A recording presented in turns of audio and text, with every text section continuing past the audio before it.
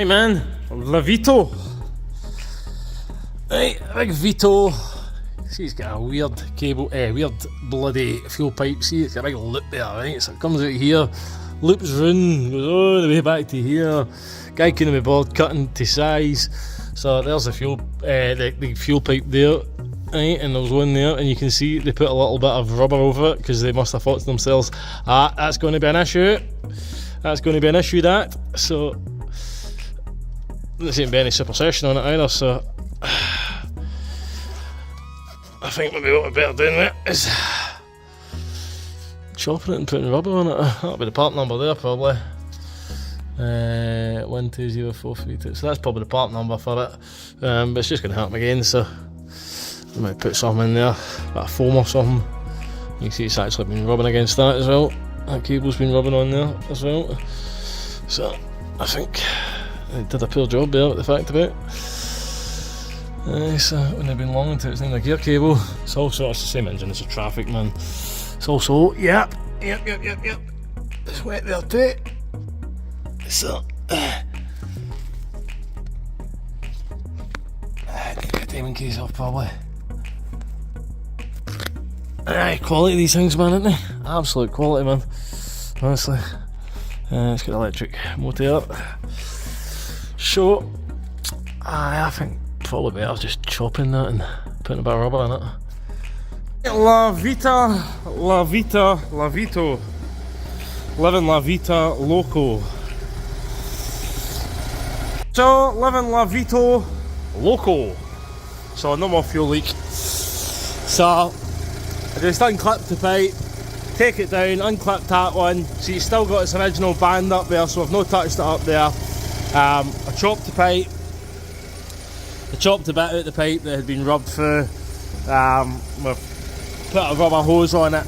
Now I've slid this bit, we've just chopped the elbow out it, basically where it was buffed, so we had a nice straight bit. But actually, so this bit's here, so this hose has been shoved all the way up to there, so it should be good. So we'll get this cleaned up, and we're going to put a wee modification on that, and hopefully that'll protect it a wee bit. So, wait here a sec. Right, so, La Vito. So, I've put some fabric tape around it, and as you can see there's just a little gap, right? So, a little gap, so that little cable tie there is just keeping that away from there. So, and I've got fabric tape on the pipe, I've got fabric tape on there. I put a little bit on here because this had been rubbing on it at some point as well, it had been rubbing somewhere. So, I've put that on there, so I'll need to take my big snap-on torch out.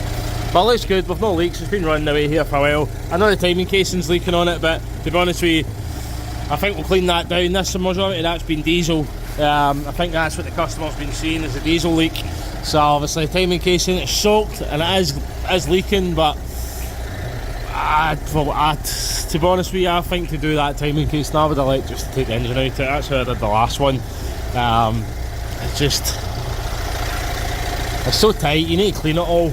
It needs to be clean, spotless, and I'd probably just like to put another casing on it, because the time you get that off, it's bonded on there really tight.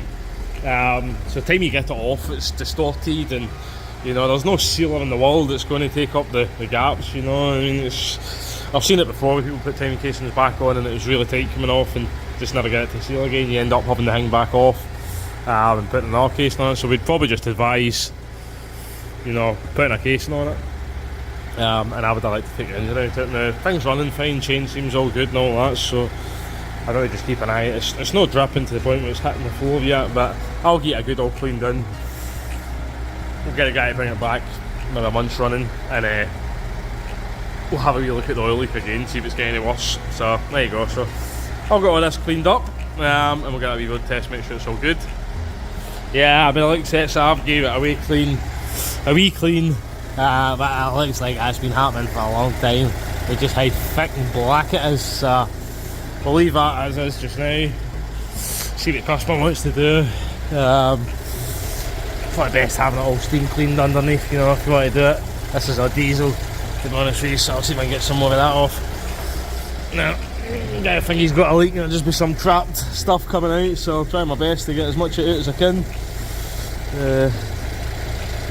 Compress the air and brake clean, it'll all get in the sub. Well, at least it'll protect the subframe. You know, a wee bit of oily diesel. Yeah, protect that a wee bit. So we'll come back after we've road tested. So, haven't already, hit a big thumb, hit subscribe, man. Have yourselves a great old day, okay? Right, so we did the wee Vito yesterday. I parked it here. You can see there's a couple of marks on the floor, so I've just put it back up in the air there, just to be checked that there is no more leaks. You can see there's a load of fuel here, all down that cover as well. But we don't seem to have any leaks here now, so I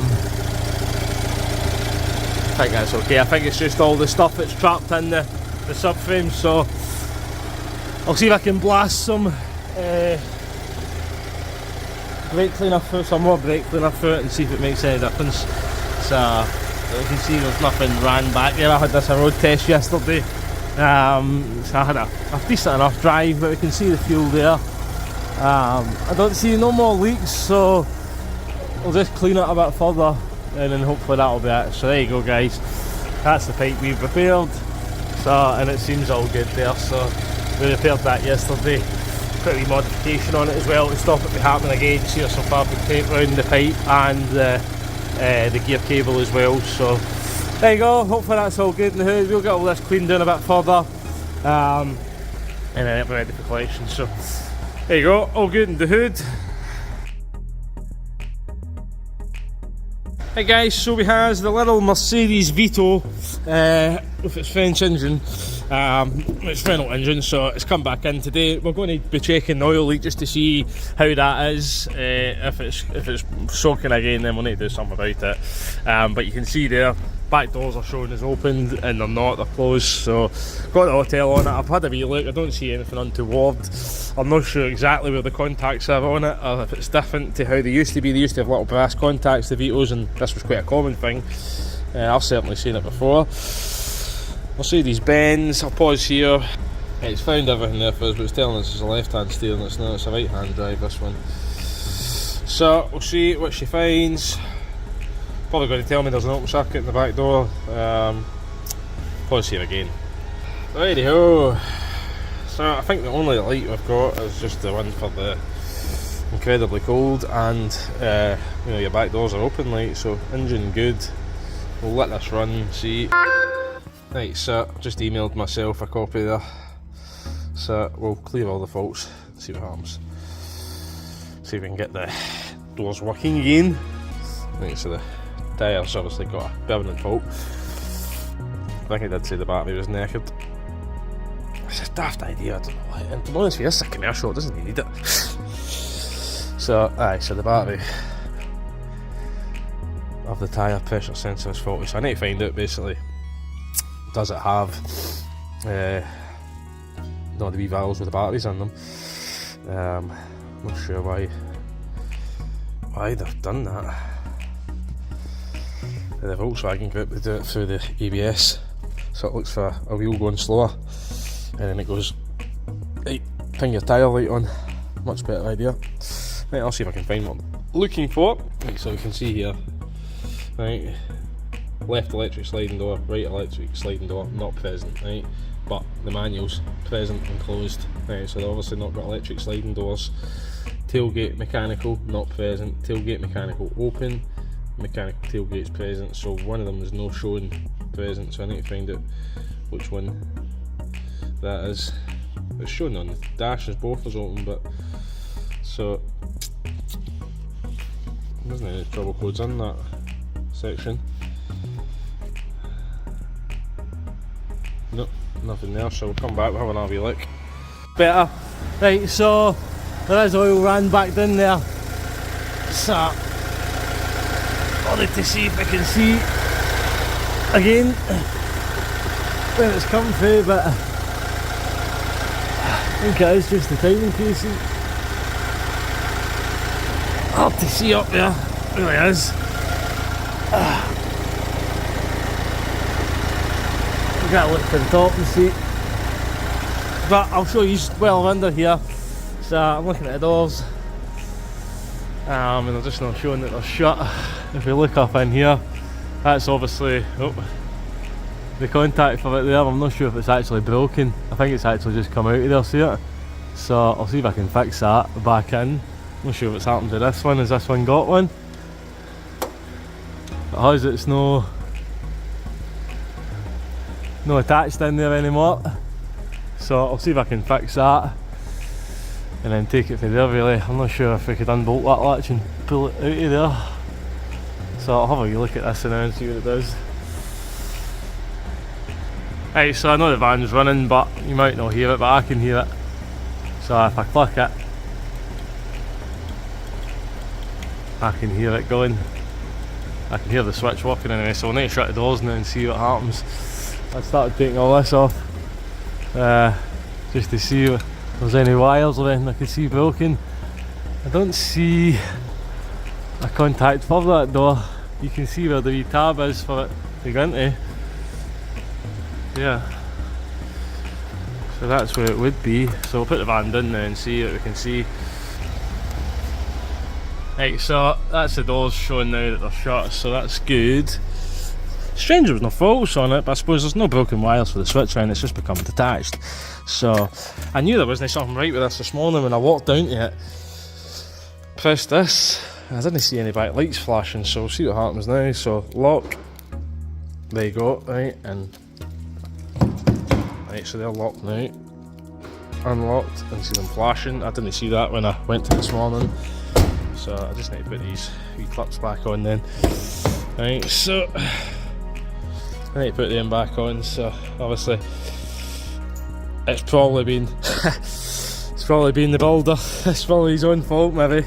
I don't know, I don't want to blame anybody because they are problematic, these door latches. That's a completely different setup for how they used to be honest with you, that wee switch. It's actually probably worse. The other ones, they just had like a brass contact and it'd be like up here somewhere or on the back of the door. I can't remember exactly, but that's not how the Vitos used to be.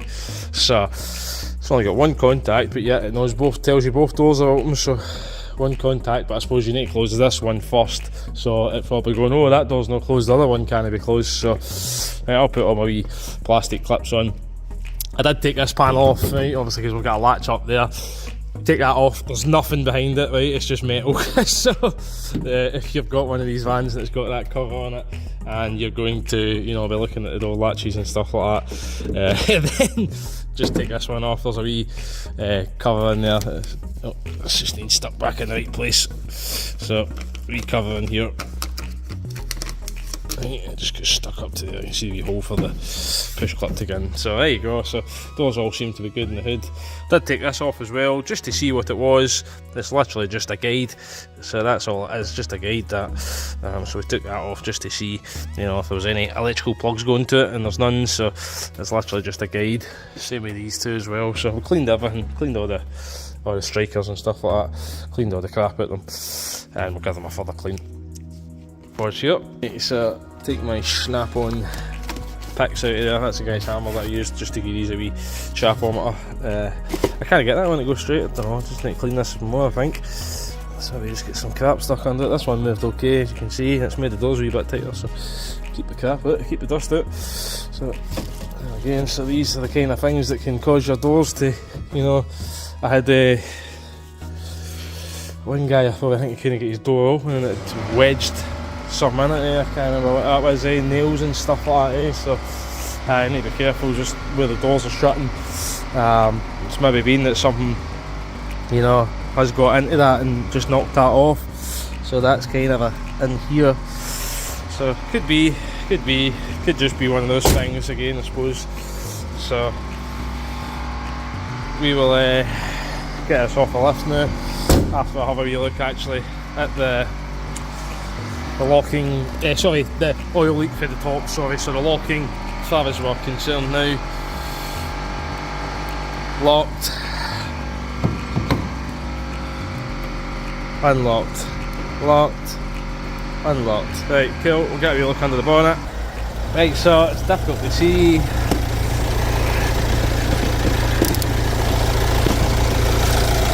So the rocker cover on this is alloy. This plastic bit here is a bit of inlet manifold.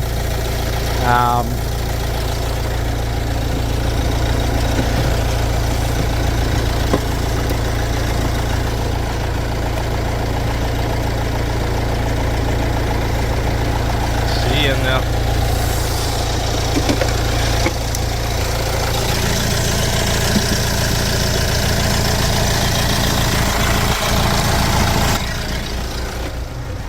maybe. Ah, back in front now. Flash is on.